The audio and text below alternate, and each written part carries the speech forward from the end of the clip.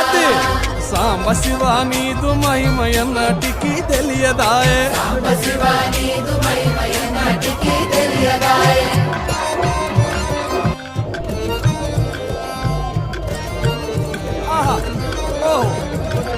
తుమ్మి పూలు తెచ్చి నీకు తుష్టుగా పూజవుతుందంటే మన కోటి తుమ్మెదలెంగిలంటున్నావు శివ.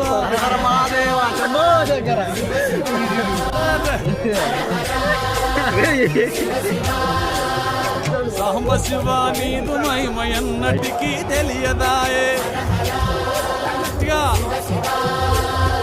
నరికేలము తెచ్చి నీకు నైవేద్యము చేతునంటే